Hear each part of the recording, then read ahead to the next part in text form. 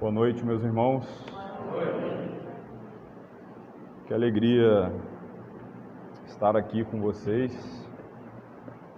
Queria agradecer primeiro ao pastor Everton pelo convite. Sempre muito bom estar entre irmãos. E que alegria também poder testemunhar um pouco do Evangelho do Senhor Jesus aqui nessa noite. Bom, me chamo David Rodrigues, sou um dos colaboradores da Pronobis, editora. Pronobis, do latim, significa por nós, e o nosso intuito, nós temos como intuito principal publicar obras batistas reformadas. Até então nós publicamos 13 livros e estamos indo agora para o 14º livro. Publicamos então alguns livros de gigantes batistas, começando com William Carey, a primeira teologia sistemática do James Boyce, também uma teologia fantástica. Agora temos na versão capa dura, os irmãos terão acesso a esses materiais também. Publicamos também a primeira obra de Andrew Fuller, chamado O Evangelho Digno de Toda Aceitação. Pouco depois publicamos Cartas de um Pregador, também de Andrew Fuller. Publicamos também uma biografia do Andrew Fuller, escrita por John Piper, pastor batista, muito conhecido, americano, uma bênção, tem abençoado demais a igreja nos últimos tempos. Bom, irmãos, então nós publicamos agora recentemente também o livro do Owen, do Crawford Gribben, e temos vários outros materiais em vias de publicação. O que eu quero dizer com essa introdução para os irmãos? Nós precisamos entender que a nossa tradição, ou a tradição batista, ela é de grande valia. Quando, por exemplo, Martinho Lutero afixa as 95 teses no castelo de Wittenberg, é importante ressaltar que a sua intenção principal não era refutar a tradição. Prestem bem atenção. Martinho Lutero não tinha como a sua intenção principal refutar a tradição. Porém, ele queria refutar as coisas erradas que haviam na tradição. Então, o seu caminho em relação à refutação é uma refutação de erros teológicos. Importante ressaltarmos por isso, porque a tradição ela é importante para nós. Principalmente os batistas aí com quase 400 anos de avanço, ou melhor, mais de 400 anos de avanço, temos uma tradição riquíssima. Aqui ninguém, por exemplo, está colocando a denominação acima do Evangelho, mas nós precisamos olhar para trás e ver o que grandes homens fizeram para que daqui para frente nós consigamos avançar com o reino de Jesus, né? Dito isso, gostaria de começar aqui falando um pouco aqui sobre as fontes primárias. O nosso intuito dessa publicação de obras valiosíssimas, principalmente é porque nós, como batistas, tínhamos aqui a antiga JUERP, muita gente conhece, os batistas um pouco mais antigos conhecem a JUERP, e eu vou aqui confessar uma coisa para os irmãos, né? Provavelmente alguns vieram falar comigo: olha, eu achei que você era mais velho, falar da história dos batistas, né? Mas eu queria dizer uma coisa para os irmãos. Eu sou da terceira geração de batistas da minha família. Desde criança frequento a igreja batista e desde então tenho me dedicado recentemente aí cerca de 2 anos a estudar a história dos batistas. Estudei um pouco no seminário e me aprofundei nos últimos 2 anos. O que nós vamos falar aqui são de nada mais e nada menos do que documentos históricos. História, como grandes historiadores dizem, história não é romance. Então nós não estamos aqui, por exemplo, romantizando erros de teólogos ou passando pano em algumas coisas. História, é documento, é tratado, é data. Então nós vamos falar aqui sobre acontecimentos, tá? E com esse intuito da Pronobis, a falta de acesso às fontes primárias é um dos maiores problemas que nós temos hoje no nosso dia a dia. Como, por exemplo, alguns homens gigantes batistas, como John Gill, o maior teólogo batista de todos os tempos até hoje, não há nenhuma publicação em português dele. Nós estamos trabalhando, ainda há pouco estava conversando com o Leandro, nós estamos trabalhando arduamente para publicar 2 comentários bíblicos, Romanos e Efésios, do John Gill, o maior teólogo batista de todos os tempos. Eu vou repetir para os irmãos, não há um documento de Gill em português. Nós precisamos olhar para as origens e melhorar o acesso às fontes primárias, para que de fato a nossa denominação avance em relação ao Evangelho. Talvez esse seja um dos problemas. Bom, pois bem, queria começar aqui falando um pouco sobre a história no geral. Bom, por muito tempo, irmãos, muito tempo, alguns cometeram o que nós podemos chamar de idolatria denominacional. O que seria isso, né? Por exemplo, irmãos e irmãs que colocam a denominação acima da causa do Evangelho. E então as escrituras elas eram deixadas de lado, né? E se voltava toda a atenção à denominação de imediato. Como, por exemplo, algumas mudanças que nós tivemos na Igreja Católica Apostólica Romana. Uma questão histórica que é muito relevante para nós era o deslocamento do púlpito. O púlpito católico ele era normalmente do lado esquerdo, ou melhor, lado direito da igreja, e ficava em cima ou embaixo, nunca no centro, porque a tradição estava acima das escrituras. Então, colocar a denominação acima do Evangelho é um erro, é um problema. As escrituras eram deixadas de lado, se voltava a atenção à denominação. E com essa volta de atenção à denominação, muitas atrocidades foram acometidas, como por exemplo, essa que eu acabei de citar. E porque basicamente eles não tinham uma referência para se espelhar, para assemelhar. Então, como não havia referência, não tinha um parâmetro nesse caso. E é interessante que nós precisamos encontrar um equilíbrio de imediato e ajustar aqui essas duas questões. Nem idolatrar a denominação como um todo e nem ignorar que nos últimos mais de 400 anos aqui, Deus tem usado os batistas para uma obra extraordinária.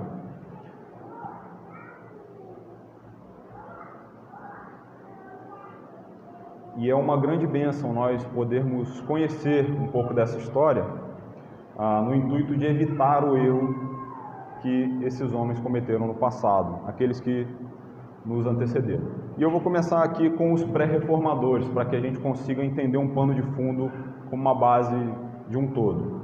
John Wycliffe, ou alguns vão chamar de John Wycliffe, né? Ou Wycliffe, 1328. Ele nasceu em 31 de dezembro de 1328 e morreu em 21 de dezembro de 1384. Ele foi professor da Universidade de Oxford, teólogo reformado e um religioso inglês. Interessante que Wycliffe, ele é considerado o precursor das reformas protestantes. E por quê? Por que ele é considerado o precursor? Basicamente porque nesse período aqui, as reformas religiosas que mudaram a Europa nos séculos, ali entre o século XV e XVI, Wycliffe trabalhou na primeira tradução da Bíblia, principalmente para o idioma inglês, ficou conhecida como a Bíblia de Wycliffe. Pouco tempo depois, apesar da popularidade dele mesmo, a igreja rapidamente censurou ele em alguns aspectos ali, principalmente porque ele era um reformador. E em 19 de fevereiro de 1377, uma data histórica, ele foi intimado a se apresentar diante do bispo de Londres para explanar os seus pensamentos. Interessante que, nesse contexto, uma multidão ali, então, ela se aglomera né, na igreja para apoiar o reformador, e há ali uma grande animosidade com o bispo. Isso irritou ainda mais o clero. O clero fica muito irritado pelo apoio dessa massa em relação ao reformador, e os ataques contra ele se intensificam. E a principal acusação que havia contra esse homem era blasfêmia e heresia. Ele foi um gigante pré-reformista. Enquanto ele assistia, por exemplo, a uma das missas em 28 de dezembro de 1384, pouco tempo depois, ele foi acometido por um ataque de apoplexia. Nós podemos traduzir aí para acidente vascular cerebral. Ele teve um AVE e faleceu 3 dias depois, no dia 31 de dezembro de 1384. Mas esse homem é importante porque alguns pensamentos dele, que tinham sido acometidos ali nesse momento contra a igreja católica, apostólica, igreja romana, era principalmente em relação a alguns problemas de indulgências. Ele tinha problemas, por exemplo, contra a igreja e o Estado. Ele foi um inovador no seu tempo, falou sobre essa questão de igreja e Estado, a separação entre igreja e Estado, a separação, por exemplo, entre a divisão de dinheiro. Então, ele foi um homem notável, um grande gigante pré-reformista. Um outro homem aqui que se destaca entre os pré-reformadores é chamado de John Huss. Pouco depois, em 1390, Huss, ainda com o início de sua história um pouco desconhecido, alguns historiadores afirmam algumas coisas, mas não há nenhum documento que nós possamos testificar isso. Mas em 1390, Huss ele se matricula na Universidade de Praga com a intenção de treinar para o sacerdócio. E é interessante sobre isso aqui que ele se destaca imediatamente. Então, um homem notável, e após ele receber o seu mestrado em 1396, ele vincula-se à faculdade de filosofia, também um grande pregador. Sua pregação era popular e multidões eram atraídas através da pregação de Huss. O intuito dele era de tornar as escrituras, prestem bem atenção nisso daqui, e sua mensagem reformada acessíveis ao povo. E esse pensamento, para nós, pode não ter muita diferença assim, mas nesse período aqui, o povo não tinha acesso à Bíblia ainda. Isso só vai acontecer um pouco tempo depois com o Martinho Lutero. E é interessante ressaltar, porque ele traduz parte da liturgia, e assim como outros vários hinos latinos. Huss aproveitou, por exemplo, o espaço vazio que havia na capela para promover a sua mensagem, e o seu intuito era colocar nos murais, estampar nos murais da igreja, né, a vaidade e a ganância dos sacerdócios contemporâneos. Parece que está no nosso tempo aí, mas não é. Então Huss foi aí mais um gigante pré-reformista que incomodou a religiosidade daquela época, a época dele. O papado, então, aqui nesse período, ele fica conturbado com o alcance que vai tomando a mensagem de Huss, e ele ordena que o arcebispo de Praga que proibisse qualquer outra pregação na capela de Belém. E ele se recusa a abandonar o seu púlpito, como já era previsto, e no ano seguinte Huss é excomungado por heresia contra a igreja romana. Ele foge da cidade ali, mas continua pregando. E Huss, como um grande pré-reformista, né, ele antecipou uma série de concepções ou convicções do protestantismo. Por exemplo, ele critica a veneração idólatra dos seus contemporâneos, de Maria e dos santos. Mais uma prática que ele faz, ele também critica que a prática medieval de reter o cálice do povo comum. Na época, eles retiam o cálice do povo comum por temor, ostensivamente aqui nesse caso, para que eles não lidassem de modo, ou melhor, que eles não mexessem ali, lidassem de modo indevido com o sangue de Cristo. E eles ofereciam somente o pão na Eucaristia. Então, o John Hus, ele é um gigante também, porque ele teve também uma grande participação nessas ideias pré-reformistas. Ele teve uma oportunidade limitada, ainda que ter tido uma oportunidade já é grande, mas um pouco limitada, de defender a sua doutrina no Concílio de Constância, e acabou sendo condenado nesse período aqui por uma mistura de afirmações legítimas e espúrias, que nós podemos dizer de meias verdades aqui, sobre as suas crenças. Ele foi chamado a negar os seus ensinamentos, falsamente atribuídos a eles, e ele se recusou. Em 6 de julho de 1415, Hus foi despojado de suas vestes clericais, enfeitado com um chapéu de burro com desenhos de demônios no chapéu, foi amarrado a uma estaca e ele foi queimado até a morte, em 1415. Um relato histórico diz que ele cantou o hino enquanto as chamas o queimavam. Prestem bem atenção. E ele expressou numa carta que escreveu durante a sua prisão a esperança de que pássaros, interessante porque algumas pessoas vão atribuir essa frase a Hus, mas não existe nenhum documento histórico que diz isso, né? A frase é a seguinte, né? Eu vou, mas daqui a 100 anos virá o cisne.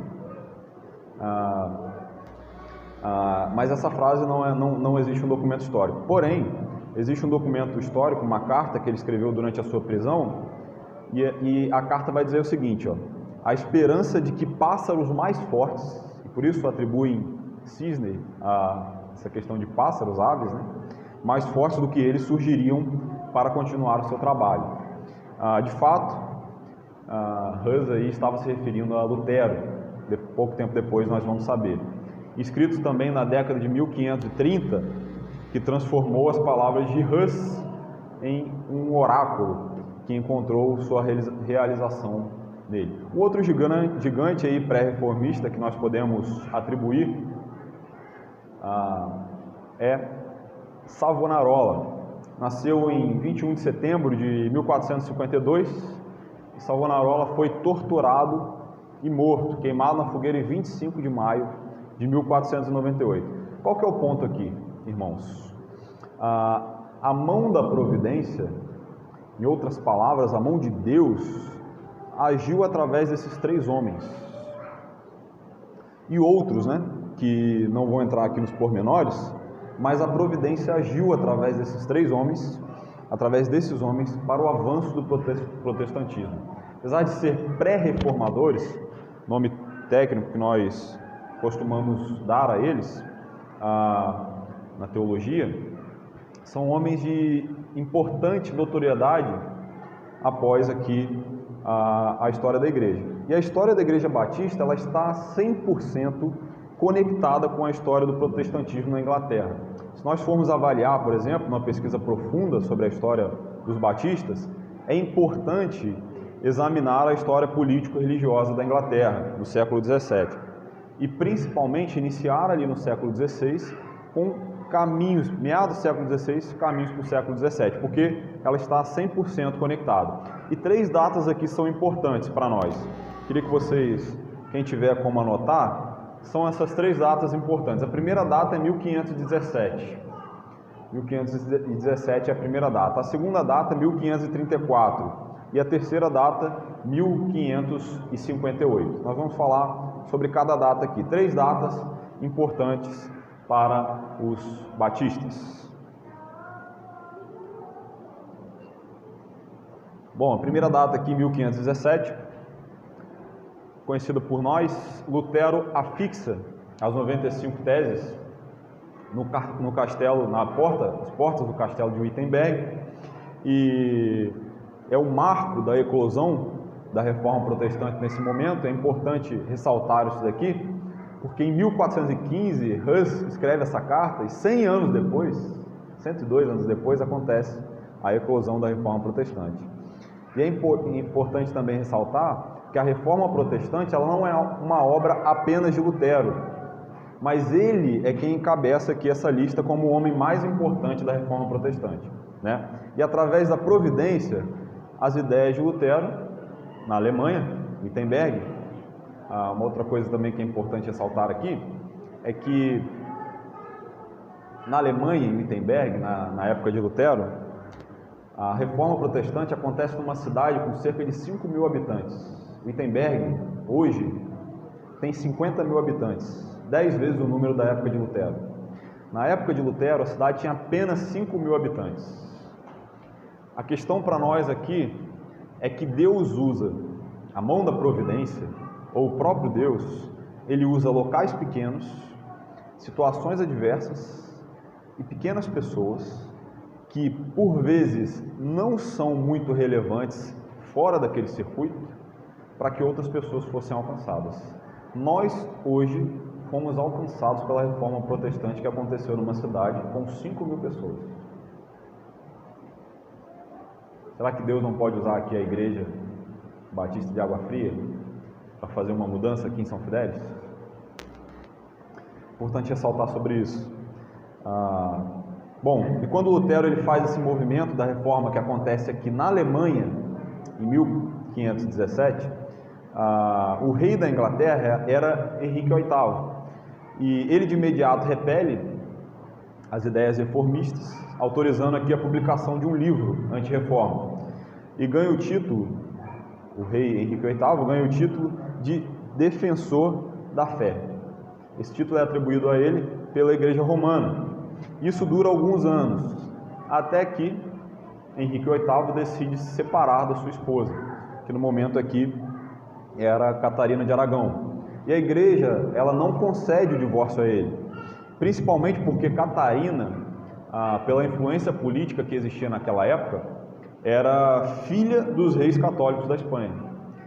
E essa influência política faz com que a igreja romana, na época, não concedesse o divórcio. Então, em 1534, Henrique VIII ele rompe com a igreja romana. Segunda data importante aqui para nós é 1534. Então, nós temos um salto temporal. E embora Henrique VIII ele tenha repelido as ideias reformistas, elas estão em curso ainda na Inglaterra. Ele tenta se focar, mas ele não consegue. Com sua morte, o seu filho assume o trono, Eduardo VI aqui, seu nome era Eduardo VI. Ainda um garoto, ele assume o trono ainda muito novo, e um conselho regencial nesse período aqui assume a Inglaterra. E naquele período, com a mão da providência, agindo através de Eduardo VI, é interessante isso daqui, porque ele era um adolescente ainda, novo, ele fica sob a tutela de um reformista, chamado Thomas Cranmer. E em 6 anos, a reforma, 6 anos que durou, apesar de pouco tempo, o reinado de Eduardo VI, a reforma avançou substancialmente. Nós estamos falando aqui da reforma na Inglaterra, tá? Mas Eduardo VI tinha saúde muito frágil e ele vem a falecer aos 15 anos de idade. E quem assume o trono é sua meia-irmã. Seu nome era Maria Tudor, filha de Henrique VIII com Catarina de Aragão, e ela era católica.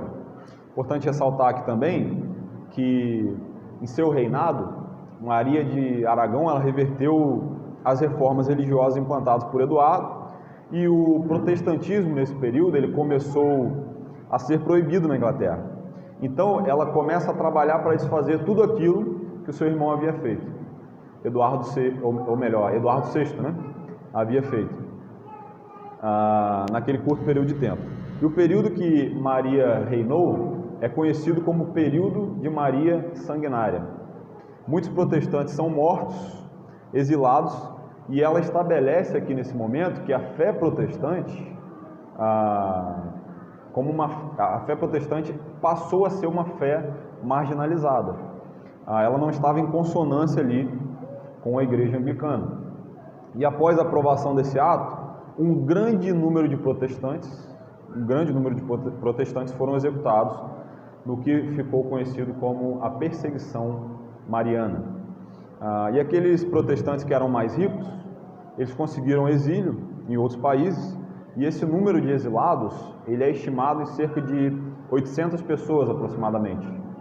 Então, as primeiras execuções aos protestantes, elas ocorrem ali em um período de 5 dias, do início de fevereiro de 1555. E Thomas Cranmer, que era responsável pela tutela de Eduardo VI, pela condução e orientação dele, né? Agora ele é obrigado, imagina isso, a assistir outros bispos influentes da época, que conheciam ele ali, outros bispos protestantes, serem mortos na fogueira por causa da fé protestante. E Cranmer então recua e ele rejeita a teologia protestante e se declara um praticante da fé católica.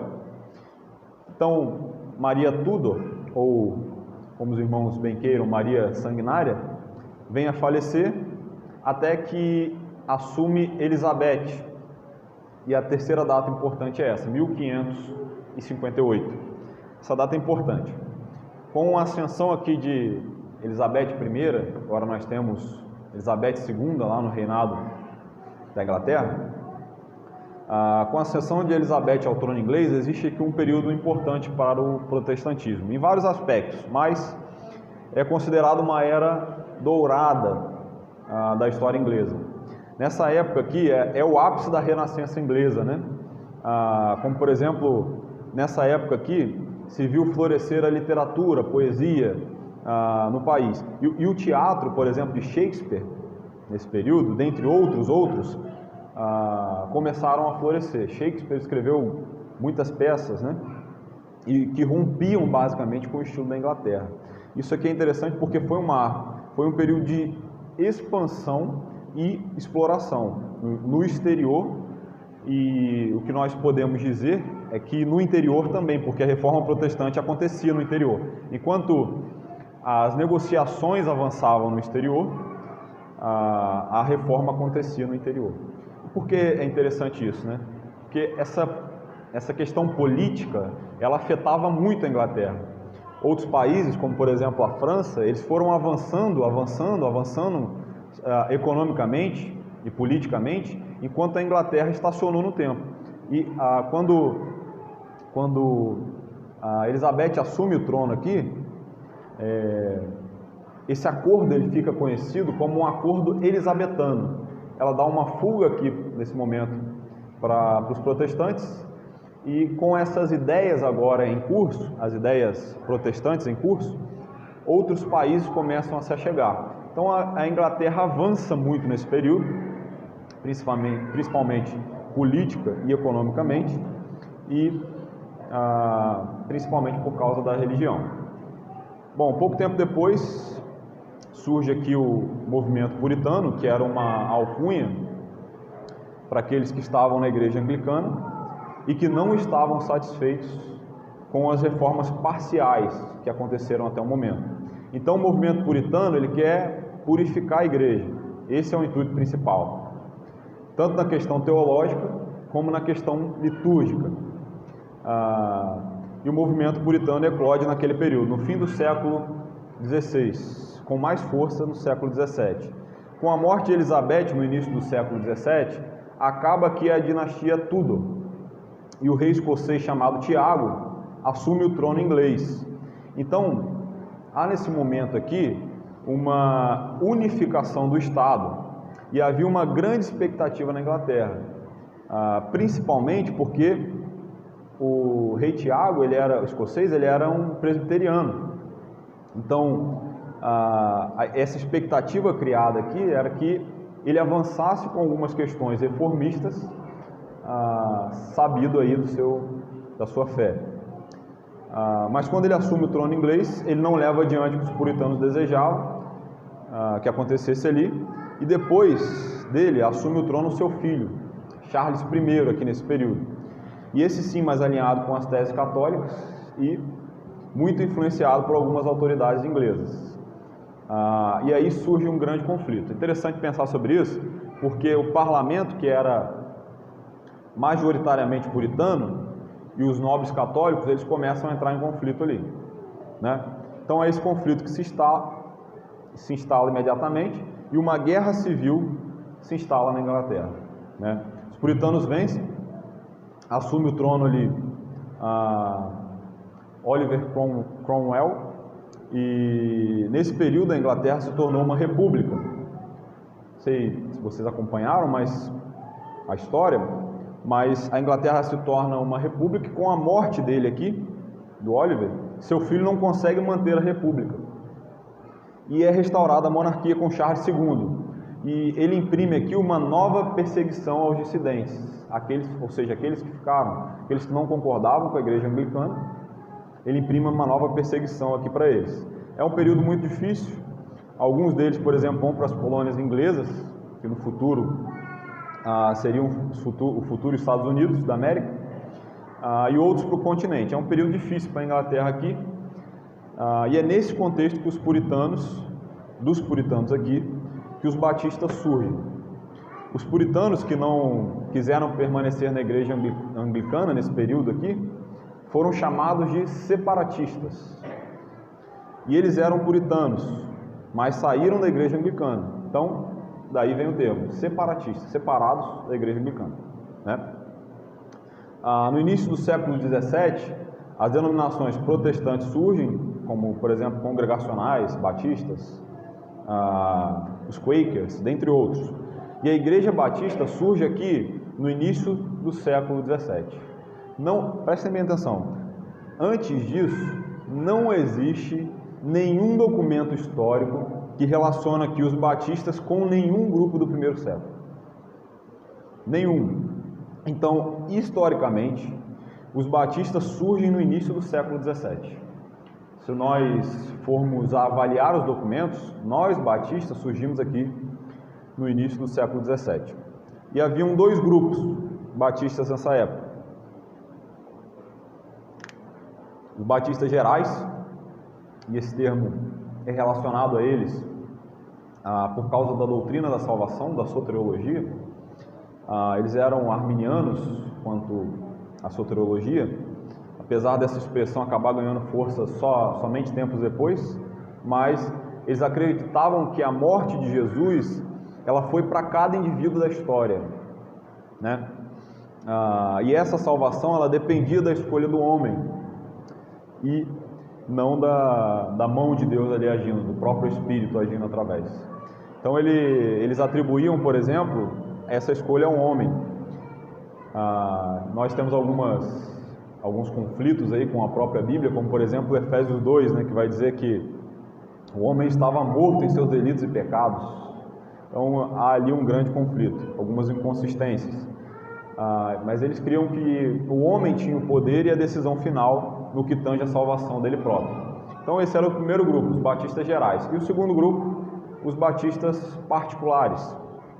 O termo é relacionado no mesmo âmbito da doutrina da salvação, da soteriologia. Esse segundo grupo, da mesma forma, né, em relação à soteriologia, essa expressão também só é atribuída pouco tempo depois, mas eles são chamados de calvinistas, né? Mas eles criam que a expiação era particular, ou seja, que Cristo morreu pela igreja e apenas pela igreja de uma forma suficiente e eficaz. Então, eram esses dois grupos. Não houve uma divisão, e também não há sugestão para isso, mas esses dois grupos já existiam naquela época, mas que nasceram com perspectivas soterológicas distintas. Os batistas gerais criam, por exemplo, na autoridade do homem, como por exemplo no século XVIII o próprio Charles Finney vai definir como o homem tendo o poder de decidir ali, dar o passo até Deus. E os calvinistas já pensando de forma diferente. Pois bem, então agora nós vamos entrar aqui um pouco mais nos nomes da história. E um homem em especial, chamado John Smith, ele começa ali em 1500 em alguma coisa, 558 por aí. John Smith começa com algumas mudanças como batista particular, puritano que se separa, mas era um homem muito confuso, inconsistente, algumas dificuldades acerca do batismo, por exemplo. Ele chegou a dizer em uma das suas cartas, no começo os batistas eles se batizavam por aspersão. Pouco tempo depois, a partir de um outro homem que vai surgir, os batistas começam a realizar o batismo por imersão. E é interessante que, nesse início aqui, John Smith, ele batiza a si próprio por aspersão. Isso causa um grande conflito na época, é um grande problema, um escândalo para a igreja. Depois ele é batizado novamente. Mas o que acontece? Ele vai aqui, John Smith sai então, é um grupo separatista, ele sai da Inglaterra e nesse momento ele planta uma igreja que logo depois ele é excomungado da igreja, ele mesmo plantou a igreja, ele é expulso da igreja, ele é convidado a se retirar da igreja, e um homem rompe com ele chamado Thomas Helves. Esse homem é muito importante. Ele é advogado, batista particular, que combate ali algumas heresias nesse período, e é um dos primeiros a levantar um princípio importantíssimo, o princípio da liberdade de consciência. Com Thomas Helves que surge esse primeiro princípio. E ele redige nesse período um documento, agora ele se separa ali de John Smith e ele retorna para a Inglaterra com um grupo grande agora de batistas particulares. E ele redige esse documento que é chamado O Mistério da Iniquidade. Esse documento ele redige para o rei. E ele envia esse documento ao rei e diz que o rei, presta bem atenção, não tem autoridade sobre a consciência do indivíduo. Isso é extremamente importante, porque naquela época a religião do rei era a religião do povo. Então, assim, se o rei fosse anglicano, o povo deveria ser anglicano. E ele é extremamente revolucionário em relação a isso, porque ele está dizendo aqui para o rei, olha, você não tem autoridade. Ele é muito respeitoso na sua carta, muito cuidadoso, né? Mas ele fala assim para o rei, você não tem autoridade para decidir sobre a consciência de cada cidadão. Cada cidadão, por si só, pode escolher a sua religião. Imagina isso. Ali em 1558, no iniciozinho do século 17, né? Chegando ali em 1600 e alguma coisa. E é interessante aqui que pouco tempo depois ele é preso na Inglaterra e ele morre abandonado numa torre, esquecido. Mas contribuiu muito para os batistas. Alguns historiadores afirmam que as influências dos batistas gerais como denominação na Inglaterra, ela é muito pequena, é ínfima. E embora os batistas gerais eles tenham sido os primeiros, como documento histórico, 1609, com a fundação da primeira igreja batista, fundada na Inglaterra em 1612, ele teve um crescimento ínfimo, foi pequeno o avanço dos batistas gerais. E por quê? Por algumas razões. E eu gostaria aqui de citar apenas duas delas, para a gente não gastar muito tempo. A primeira é que eles não admitiam a construção de prédios. Interessante pensar sobre isso, né? E eles foram muito influenciados pelo movimento anabatista. Algum tempo antes, não sei se vocês vão lembrar, mas no Novo Testamento existem alguns grupos políticos, alguns grupos ali, movimentos religiosos, e um dos movimentos religiosos é chamado de essênios. Inclusive, muitos atribuem João Batista a um essênio. Alguns atribuem, por exemplo, que o próprio Jesus andou com os essênios. Esse grupo, os essênios, eles vendiam todas as propriedades, vendiam tudo que tinham, e eles moravam no deserto, moravam em lugares afastados, não tinham nenhuma propriedade. Interessante que aqui nesse momento, os batistas gerais, influenciados pelos anabatistas, eles têm essa característica que não é uma característica atribuída pela reforma, é uma característica antirreformista. E a segunda é que só era permitido casamento entre membros da própria denominação, da igreja local. Então assim, eles não poderiam casar com ninguém de outra igreja, somente na igreja local. Se não tivesse no hall de membros, acabou o casamento ali. Situação complicada, principalmente para os irmãos aí que casaram com outros de outra igreja, né? E com isso eles diminuíram significativamente em número, e eles avançaram pouco ali no século 17, né? Já os batistas particulares, eles nascem de um movimento chamado Igreja Congregacional, ali em aproximadamente 1637. Essa é a data histórica que nós temos. E um outro homem aqui que é importante citar, após isso daí, 1637, é John Spielberg. Esse homem é importante porque ele foi o primeiro batista inglês particular. O seu trabalho é muito relevante porque ele consolida aqui aquele grupo de batistas particulares e ele avança, o avanço daquela igreja não é só em número, mas também em qualidade. Essa igreja, por exemplo, ela cresce exponencialmente. Chega a aproximadamente 300 pessoas. Naquela época era uma mega igreja, né? E ele tem algumas obras importantes. Dentre elas, ele escreve uma obra sobre o credo batismo. Nós temos um tratado publicado pela editora Pronobis, que foi o segundo tratado sobre credo batismo. Segundo tratado teológico, batista sobre credo batismo. O John Spielberg, ele escreve o primeiro tratado sobre credo batismo. E através de John Spielberg, como eu falei para os irmãos, é pela primeira vez admitido o batismo por imersão. Antes os batistas se batizavam por aspersão. Esse homem aqui muda completamente a questão dos batismos, né? E isso vai começar a avançar. Inclusive, ele escreve o primeiro tratado, né? E dessa forma nascem os batistas particulares. E muitos deles ganharam notoriedade.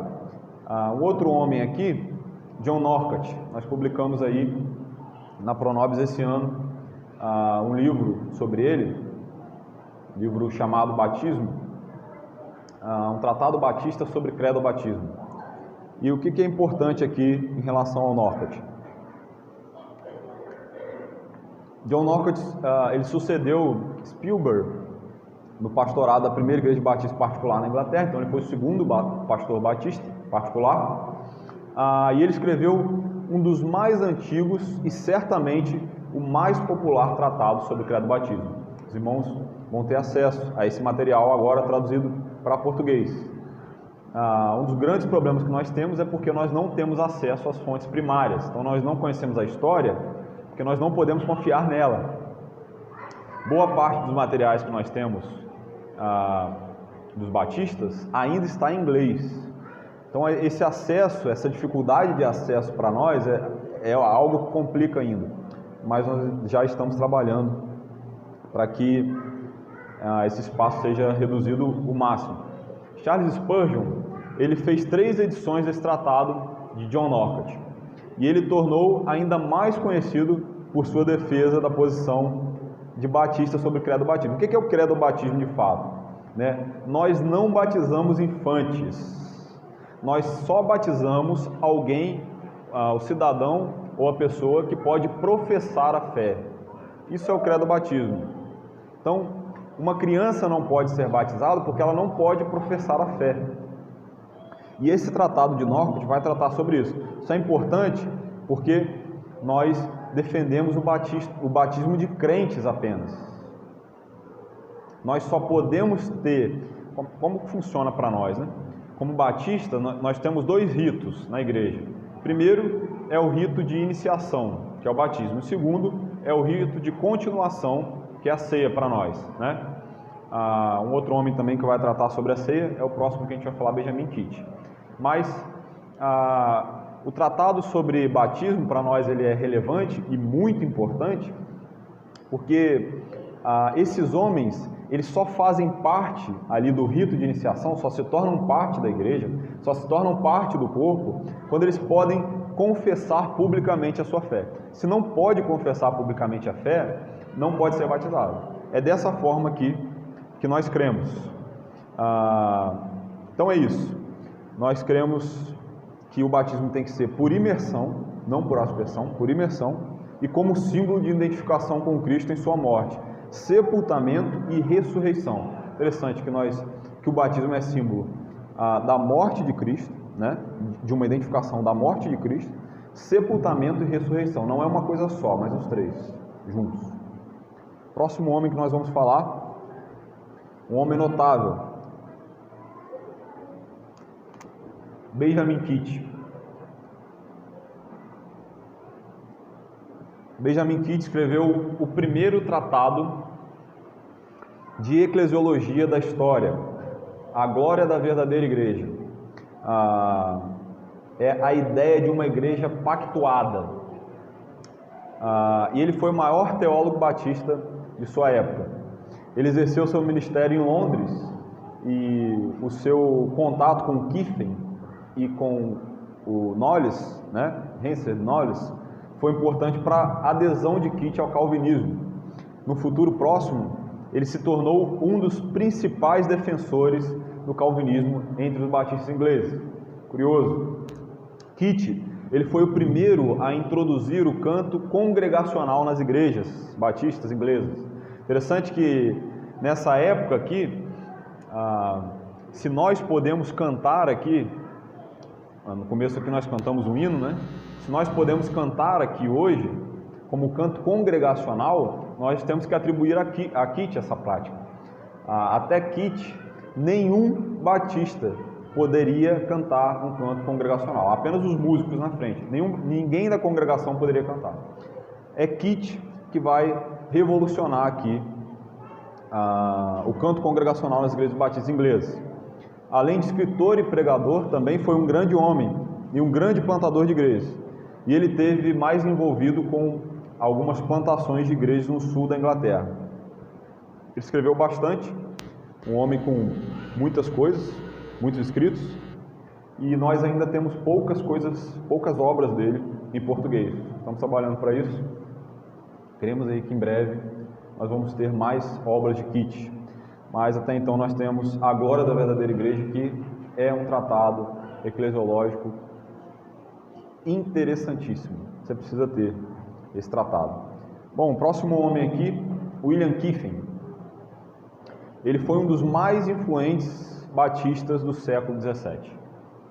E é interessante aqui que tem uma história do Kiffen, que nesse período aqui do acordo elisabetano, diz a história que Kiffen, assim como outros homens, com a ascendência do capitalismo, ele pôde emergir economicamente e ele se tornou um dos homens mais ricos do seu tempo.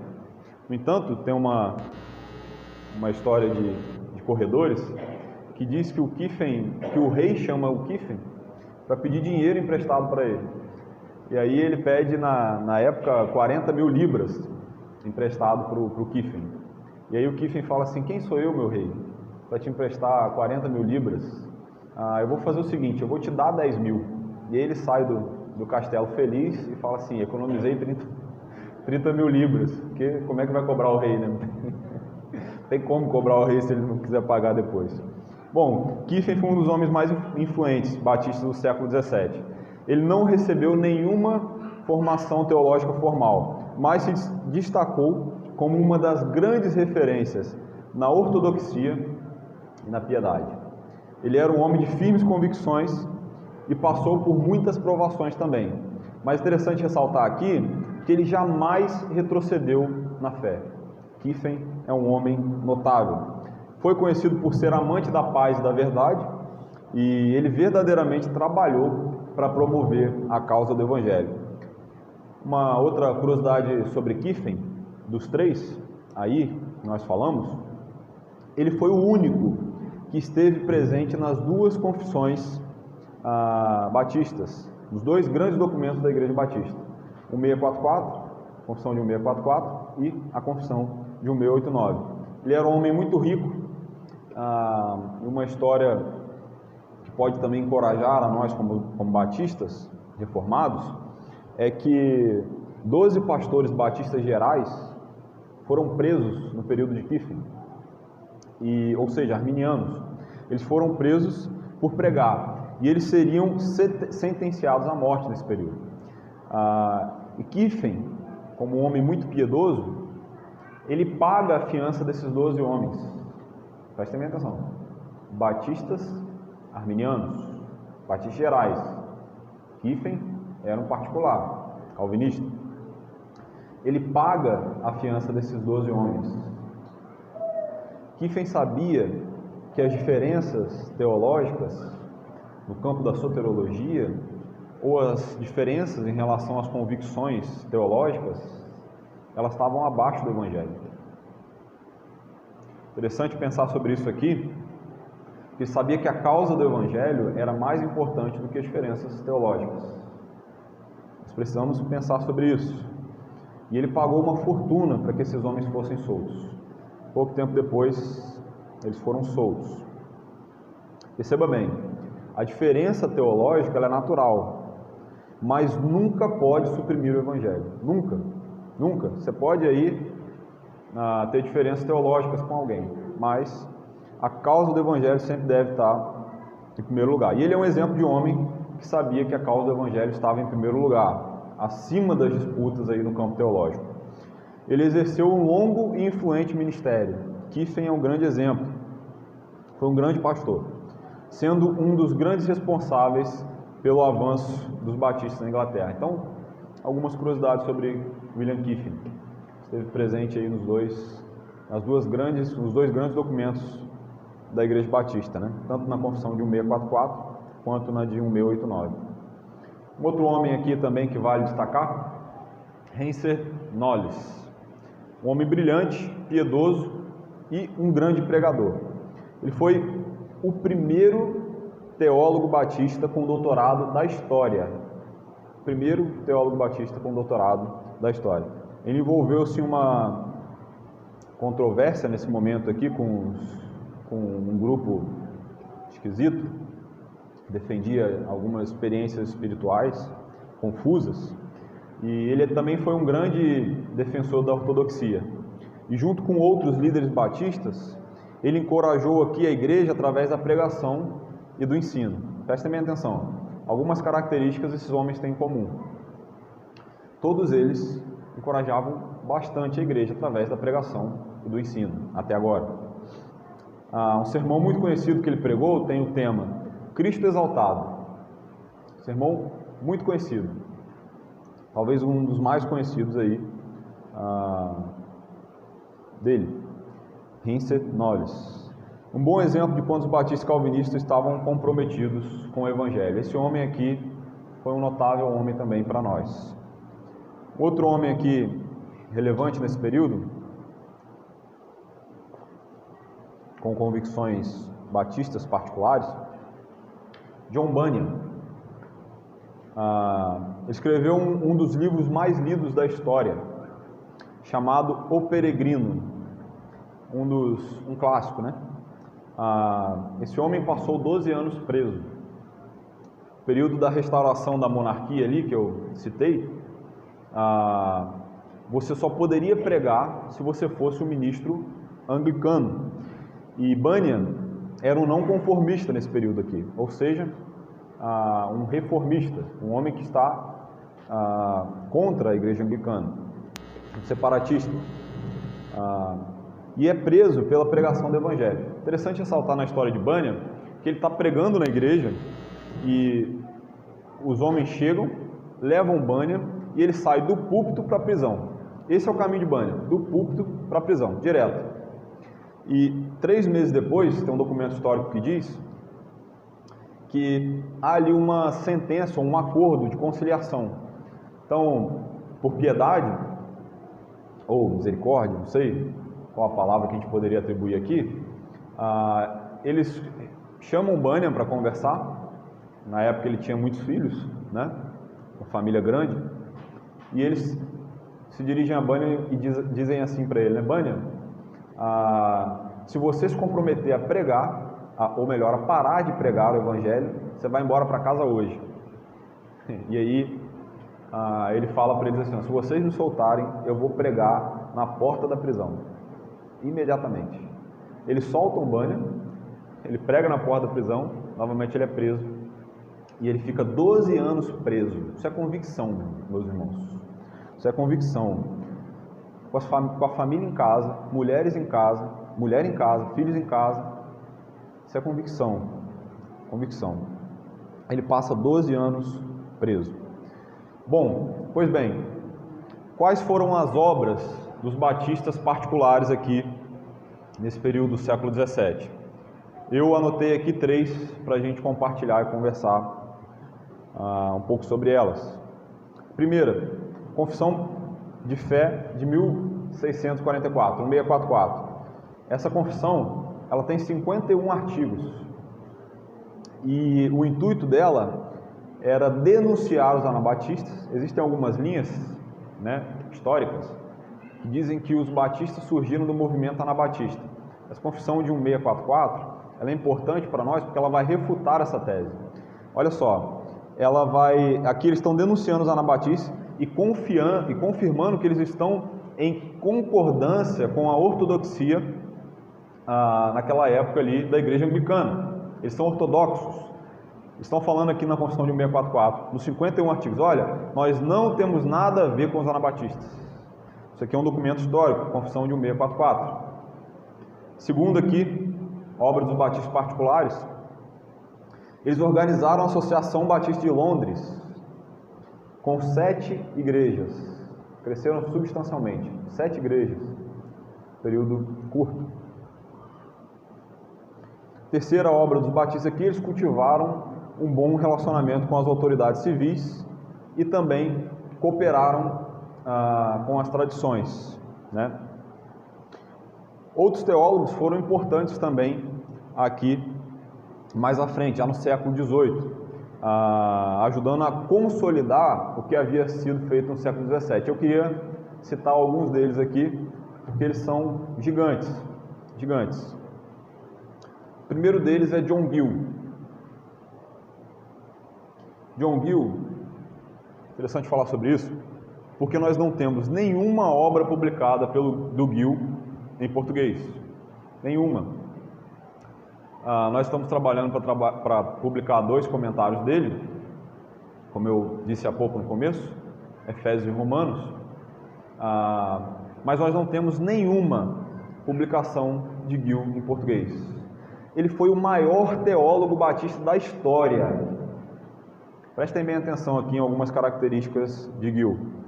Nasceu em 23 de novembro de 1697 e faleceu dia 14 de outubro de 1771.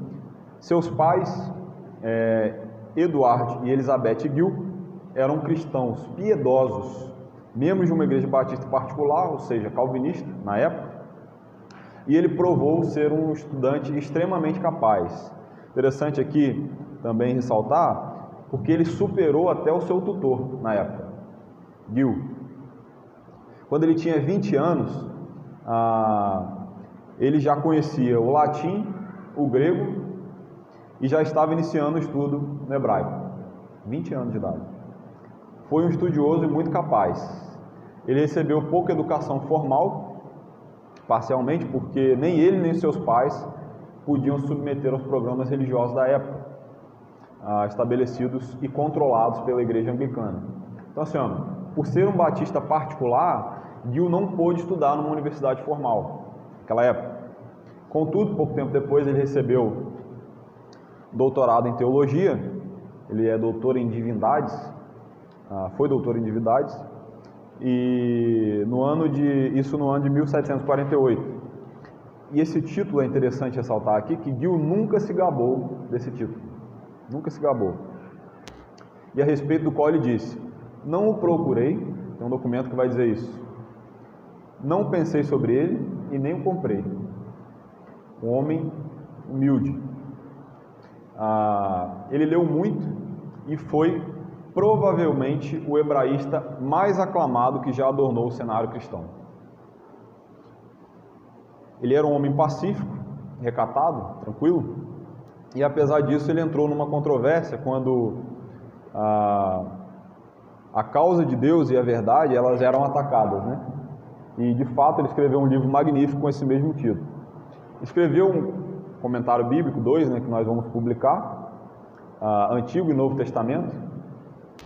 E é interessante ressaltar aqui que, além dos encontros regulares com cristãos e das diversas pregações proferidas a cada semana, ele escreveu aproximadamente, prestem bem atenção, 10 milhões de palavras com uma simples caneta. 10 milhões de palavras. E ele foi seu próprio revisor. Autodidata. Um homem, um historiador chamado Augustus, escreveu o seguinte: caso se pense que algum ser humano tenha trilhado todo o círculo de aprendizagem humana, esse homem é Dr. Gill. Seria necessário talvez metade dos acadêmicos da Inglaterra apenas para ler, com cuidado e atenção, tudo o que Gill escreveu. Um homem notável, o maior teólogo batista de todos os tempos. E nós não temos nenhuma obra traduzida para o português dele. Nenhuma. Estamos trabalhando para isso. Creio que em breve nós vamos poder conhecer mais sobre John Gill. Outro homem notável, nós publicamos 3 obras dele: O Evangelho Digno de Toda Aceitação, uma biografia que John Piper escreve e Cartas de um Pregador. Esse homem é Andrew Fuller, já no século XVIII, descrito por muitos como o maior teólogo do seu tempo, ou do seu século ali.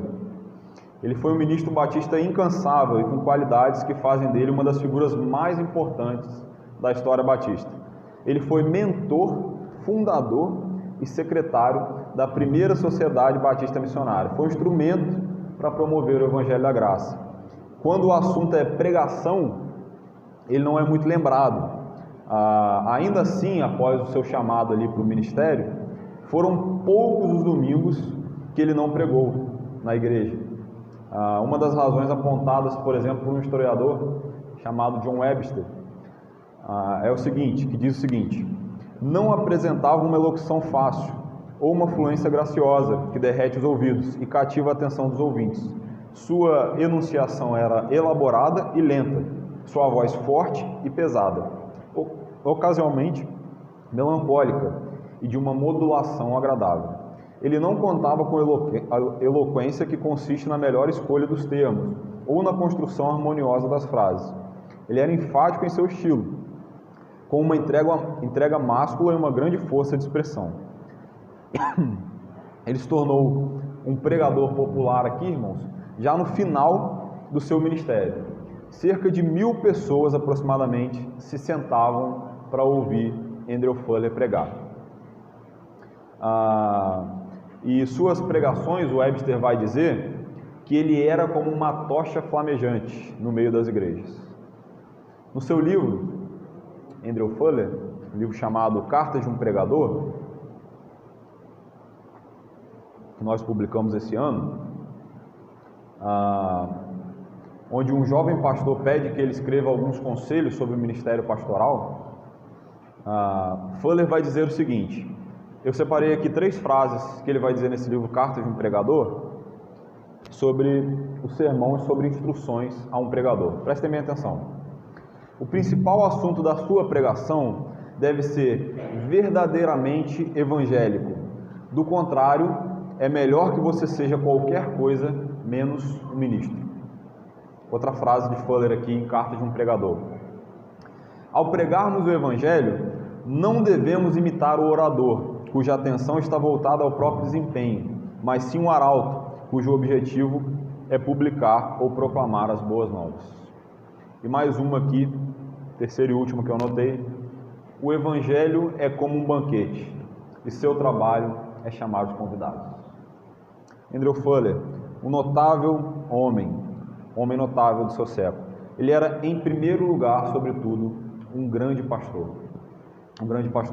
Embora nem sempre tivesse êxito, ele buscava constantemente assegurar que, entre as muitas responsabilidades que ele tinha nesse período aqui, não tomassem o lugar daquelas relacionadas ao pastoreio. Fuller sabia o seu lugar, um homem notável que contribuiu muito. Ele poderia, por exemplo, ter trazido para si mesmo o título de pai das missões modernas, título atribuído a William Carey, mas ele entendeu que o seu chamado de pastor de igreja local era maior, e ele ficou para que William Carey pudesse ir. Bom, o próximo aqui que nós vamos falar é sobre ele mesmo, Carey. William Carey. Carey nasceu na pobreza, mas deixou sua marca em missões que duraria centenas de anos. Prestem bem atenção. O nome dele ficou marcado principalmente pelo trabalho na área de tradução das Escrituras e pela fundação do primeiro seminário bíblico na Índia.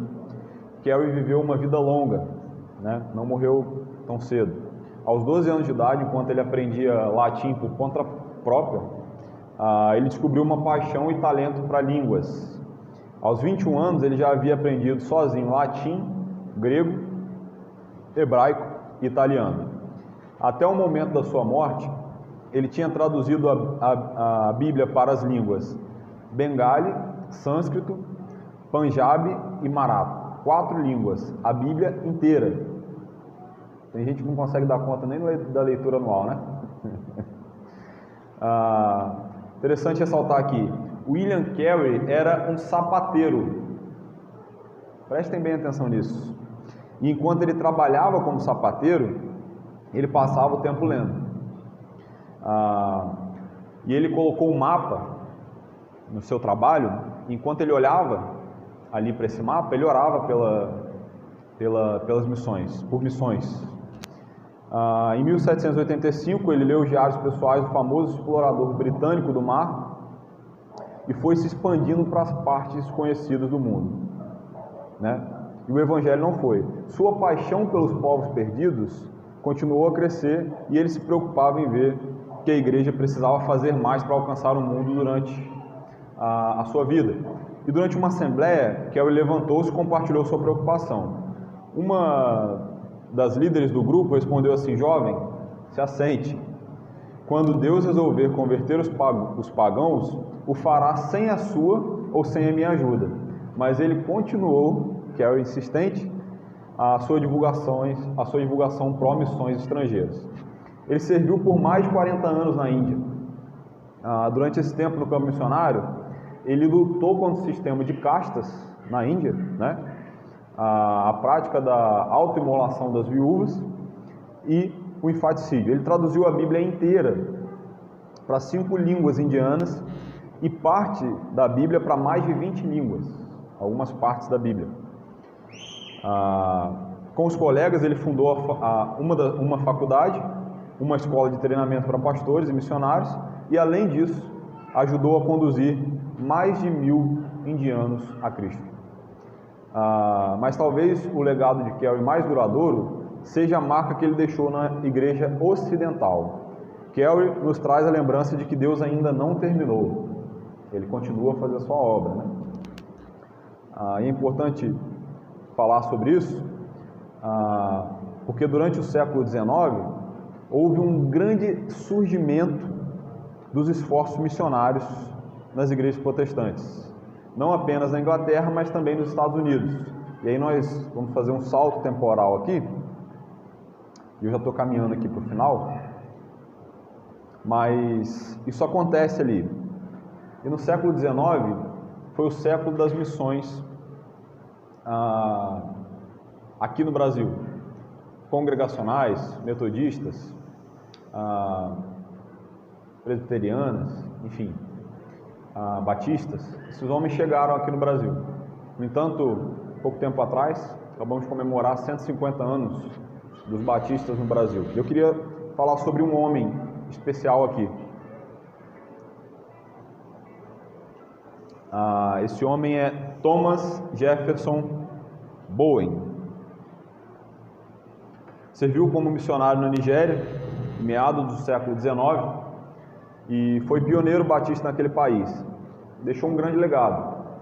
Escreveu um dicionário gramático, que está aqui entre as principais obras de sustentação da língua Yorubá, um dos idiomas da Nigéria, e ele fundou uma universidade que inclusive recebe o nome dele, Bowen. Mas, no entanto, por causa de uma grande enfermidade, depois de 6 anos ali na Nigéria, ele precisou voltar aos Estados Unidos.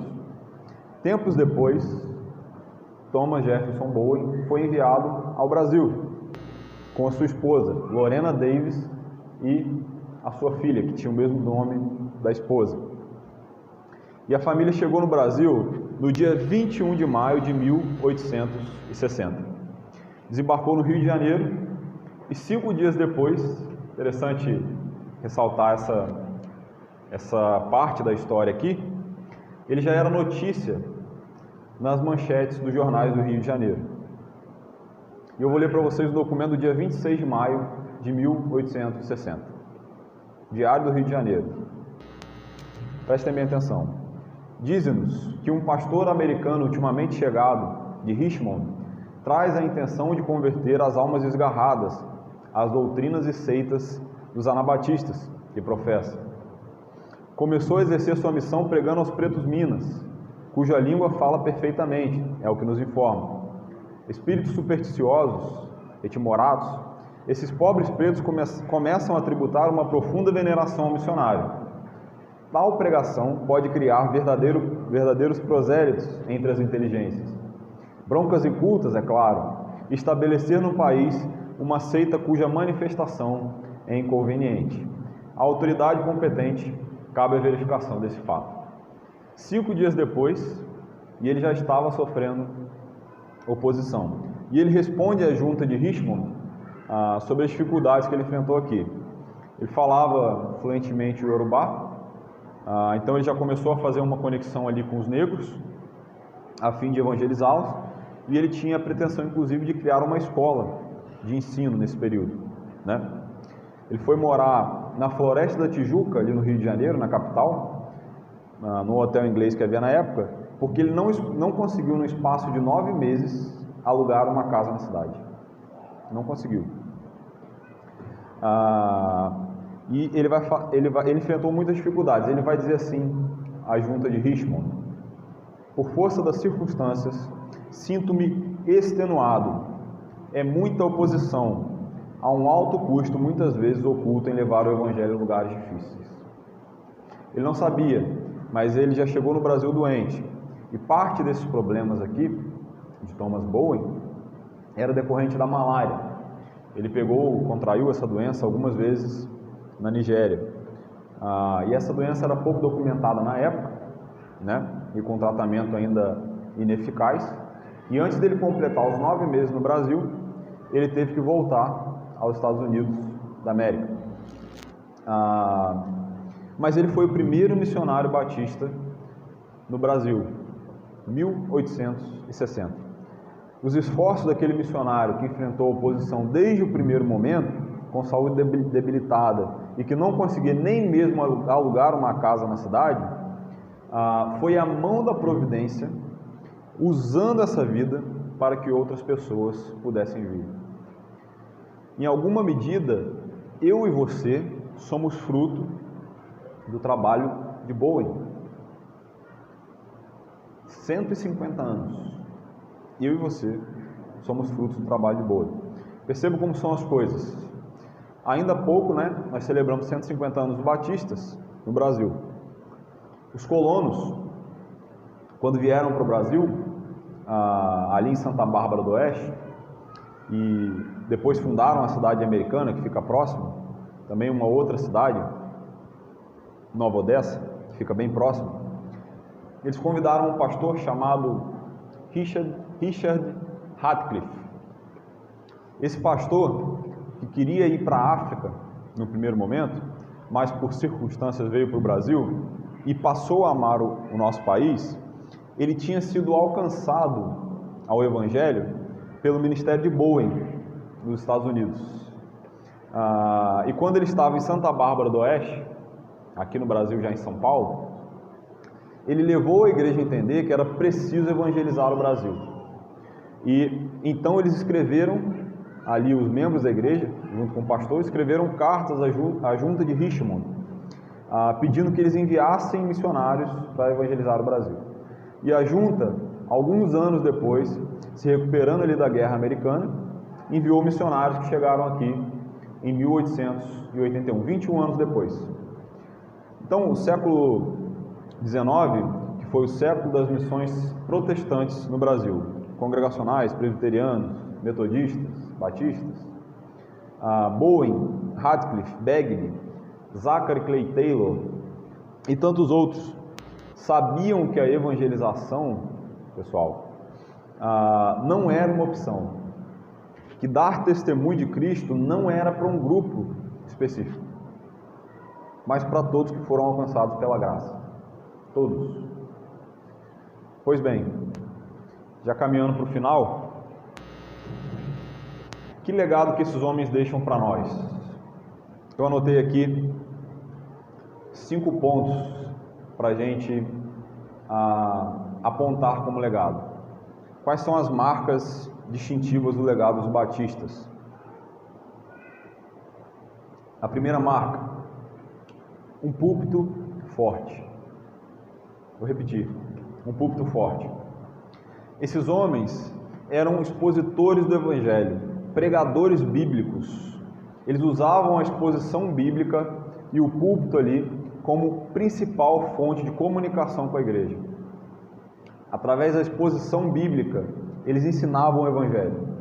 E isso é uma característica comum do legado desses homens, batistas particulares.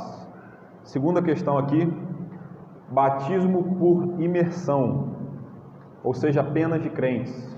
Credo ao batismo.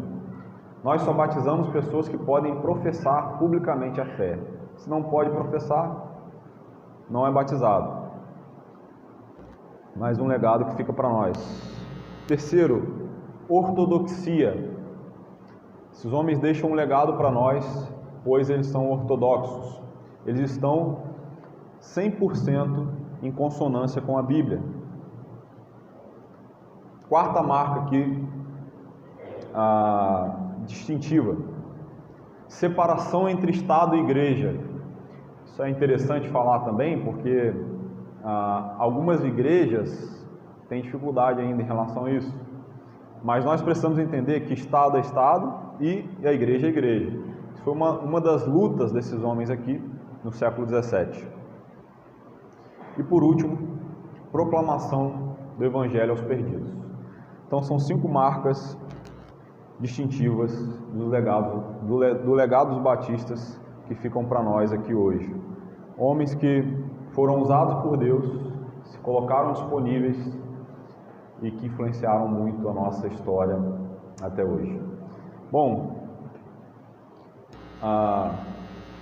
chegamos ao final. Quer falar alguma coisa, pastor? Esse é um breve resumo aqui da história dos batistas. Caso alguém tenha alguma pergunta, me coloco à disposição aqui também.